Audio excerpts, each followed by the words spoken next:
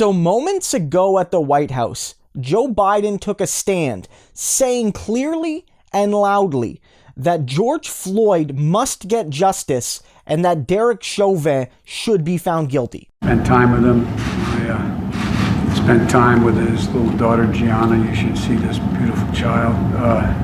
And his brother, both brothers, as a matter of fact. I can only imagine the pressure and anxiety they're feeling. And so I waited till the jury was sequestered, and I called. And as I wasn't going to say anything about it, but Thelonious said today on television, and he accurately said it was a private conversation because Joe understands what it's like to go through loss. And they're a good family, and they're calling for peace and tranquility, no matter what that verdict is. I'm praying the verdict is the right verdict, which is, I think it's overwhelming in my view. I wouldn't say that unless the jury was sequestered now, not hear me say that. But so we just talked to them. I want to know how they were doing, just personally, and we talked about personal things. Thank you very much for coming in. Thank you, guys. Thank you. Hearing President. And so you can hear it there. He said that, the trial is over. Now all that's left are the deliberations, and the jury is being sequestered, which basically means that they're not supposed to be getting information from the outside world. They're not supposed to be hearing the news, the daily news, these sorts of things. And Biden said, I spoke with the Floyd family. I spoke with George Floyd's brothers and other family members, and I'm praying for them, and I'm praying for the correct verdict.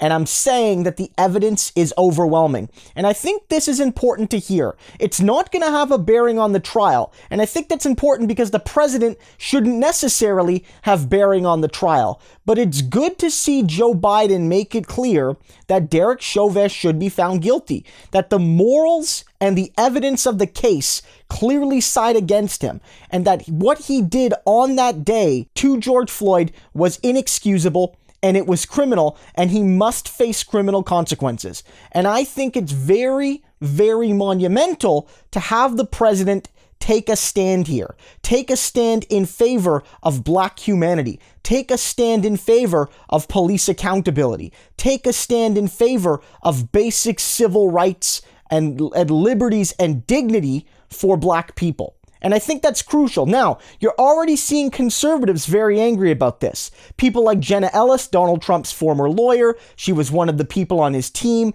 basically trying to call the election fraudulent and all these sorts of things. She says this should cause a mistrial. She says this is a mockery of the court system, but she's wrong. Again, Biden's allowed to offer an opinion.